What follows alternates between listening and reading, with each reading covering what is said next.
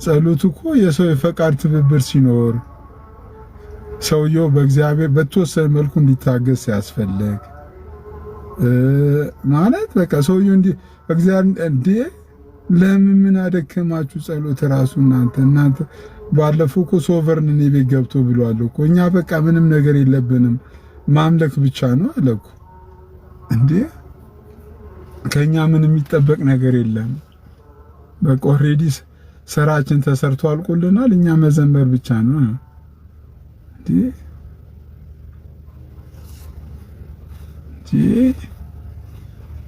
አረኒ በጣም ዛሬ አፌል የሆነ መጥፎ ነገር እየመጣ ነው ልቆጠው ጌታ ምስክሬ እኔ ዛሬ እንትን ለበለ እንዴ ጭራሽ እንጸልይላለን እንዴ ራሳ እንዴ ፕሪስክላ ወይ ዓለምዬ ደህና ነሽ እንዴት ነሽ እግዚአብሔር ይመስገን እኔ ደህና ነኝ እግዚአብሔር ይመስገን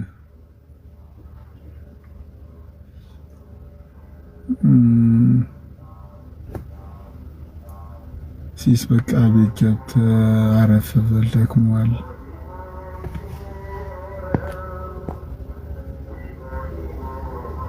አንድ ሰውዬ እኛ ጎረቤታችን ነበርና እንትን ነው ባለ ትዳር ነው ሚስቱ ያው ሁሉ ጊዜ እንትን ነው የምር እንትን ነው ቀልድ ምናምን ሳይሆን ማታ ፏሳይል አይመጣም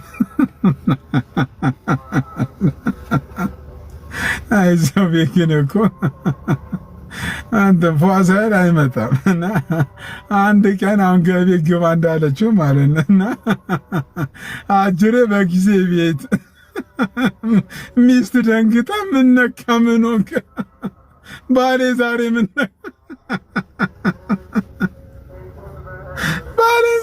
አስነኩብኝ ዛሬ ሰበግዜ መጣ ማለቱን ትታ እንዴ ባሌ ዛሬ ምን አስነኩብኝ እኔ በጌታ ወይ ዓለምዬ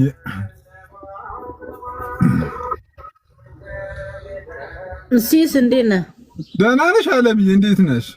አለ ምንድን ነው የጻፍከው? ምንድን ነው የምታወራው? እንዴ ሲሳይ እኔ ራሴ ነኝ የታን አስቤ አቅጄ እግዚአብሔር የምሬን ነው። ይሄ እንደሌላ የምሬን ነው። ሲሳይ ነው እየቀለድኩ ነው አይደል?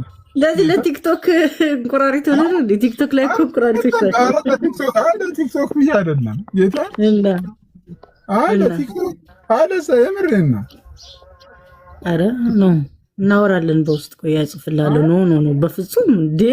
ኧረ ሲሳይ እግዚአብሔር ምስክሬን እያልኩ አይደለም በእውነት ኧረ በህግ አምላክ ኧረ በተሰቀለው እግዚአብሔር ምስክር ለምን ሰው የምሬን አለም ኦልሬዲ እኔ አይ ነው እናወራለን። በቃ አሁን ዝጋው። እናንተ ዝም ብለህ ውጣ እናወራለን። አሁን ዝጋው ወይ ዝም ብለህ ሳቅ። ኧረ እኔ ፍትት እላለሁ። እኔ ኦልሬዲ በጣም ለብዙ ወንጌል አማኞች ሼር እንድታደርጉልኝ እፈልጋለሁ። መጥቶ ቪዲዮም ተቆራርጦ እንዲያገኙ እፈልጋለሁ። በጌታማ ቀልድ አትወቅ። ኧረ እኔ ከጌታ የትም አልሄድም እኮ ከጌታማ የት ሄዳለሁ? እና ከግሩፕ ነው የወጣኸው እንዴ? እኔ ከጌታማ የት ሄዳለሁ? አይ ከግሩፕ ውስጥ መብት ነው። ከጌታ ካልወጣ ከግሩፕ መብት። በግሩፕ ማንም እንደማይደን ይሄ ድሮም እናወራለን። ከጌታማ የት ሄዳለሁ? እሺ በቃ ለማናቸውም አወራሃለሁ።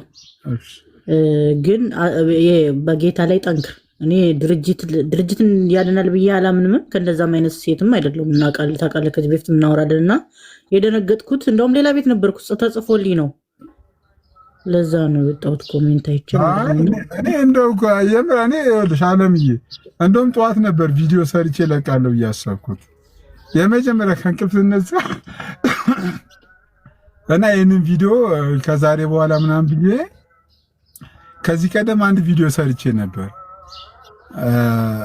አያም ፕሮቴስታንት በራይ ላቭ ኦርቶዶክስ ብዬ ሰርቼ ነበር እና እሱን ቪዲዮ ሁሉ ሜንሽን አድርጌ ግን አሁን አይደለውም ብዬ ቪዲዮ ልሰራ አስቤ ነበር። አሁን ግን አይደለውም። አሁን ግን ፕሮቴስታንት አይደለውም ብዬ ቪዲዮ በጠዋቱ የመጀመሪያ ቪዲዮ ለመስራት ላይቭ ከመግባቴ በፊት የነበረኝ እቅድ እሱ ነበር። እንደ አጋጣሚ በስራ አጋጣሚ አርፍጄ የሆነ ሰው ቴክስት ይጽፍልኝ ዝም ብዬ ቪዲዮ ሳልሰራ ላይቭ ገባሁ እንጂ ያለኝ አጠቃላይ መልእክት ይሄ ነው። ኤኒዌይ ቪዲዮ ሰርቼ ማስቀምጥላችኋለሁ፣ ችግር የለውም። እና ቪዲዮን ኮፒ ሊንክ ሼር ታደርጉልኛላችሁ። እሺ በቃ ሲሲ አውርተን ስለማወራ በቃ አወራለሁ ለማናቸውም። እሺ ሲሲ መልካም ጊዜ። እሺ ኦኬ ዩ ጋይስ እንዴት ናችሁ? ደህና ናችሁ? ታዲያ እንዴት ናችሁ? ቤተክርስቲያናችን የልማት አቅጣጫዋን ወደ ምን ማዞር አለባት የሚለው ላይ ሐሳብ እያንሸራሸርን ይህ 3ኛ ቪዲዮ ነው። ሁላችሁም በደንብ አድርጋችሁ ስሙ። ትችት ብቻ እንዳይሆን እንደው ሐሳብ የሚመስል ነገር ብናቀርብ ቢለማም ቢከፋም የተሻለ ሐሳብ ቢጨመርበት ልክ ካልሆነ ደግሞ ተጥሎ ሌላ የተሻለው ከፍ ቢል በዚህ መልኩ ማድረግ ይቻላል። ግን ሐሳብ እናንሸራሽር። ለምሳሌ በአዲስ አበባ ውስጥ ያሉ ትላልቅና ገንዘብ ያላቸው ቤተክርስቲያኖች ሰብሰብ ብለው ቢያንስ 100 ሚሊዮን ብር ወይ 200 ሚሊዮን ብር ቢያዋጡ አቅም ያላቸው ስላሉ ማለት ነው ቢያዋጡ እንደ አክሲዮን አድርገው እነዚህ ትልቅ የምግብ ማቀነባበሪያ መክፈት ይችላሉ። ትልቅ ፋብሪካ ሊመሰረት ይችላል። ግብአት የሚሆን ለምሳሌ የስንዴ ምናምን አይደለ ግብአት የሚያስፈልገው ይሄን ደግሞ ገጠር ያሉ አብያተ ክርስቲያናቶች ቢሰሩ ከዛ ለዚህ ማቀናበሪያ የምግብ ማቀነባበሪያ ቢያቀርቡ በንግድ ተሳሰሩ ማለት አይደለም። እነዛ ሰርተው የራሳቸውን ህንጻ መገንባት ይችላሉ። ሌሎች ደግሞ ሰብሰብ ብለው 10ም 5ም ሆኖ ደግሞ ሆስፒታል ቢገነቡ ብዙ ኦርቶዶክሳውያን የሚታከሙበት አገኙ ማለት አይደለም። ሌሎች ደግሞ 10-20 ሆነው እንደ አቡነ ጎርጎርዮስ ትምህርት ቤት ሰፋ ያለ ኦርቶዶክሳውያንን በዓለማዊ ትምህርትም በመንፈሳዊ ዕውቀትም የሚያበለጽግ ትልቅ ትምህርት ቤት ቢገነባ የተለያዩ ቦታዎች ላይ ቅርንጫፍ ቢኖረው ቤተክርስቲያናችን ምን ያህል ታድግ እንደምትችል አስባችሁታል? ይቻላል። ማይቻል ነገር የለም፣ ይቻላል። ይህም ሆኖ ግን የቤተክርስቲያን ትልቁና ተቀዳሚ ተግባሯ ይህ አይደለም። በቀጣይ ቪዲዮ ደግሞ ስናያለን።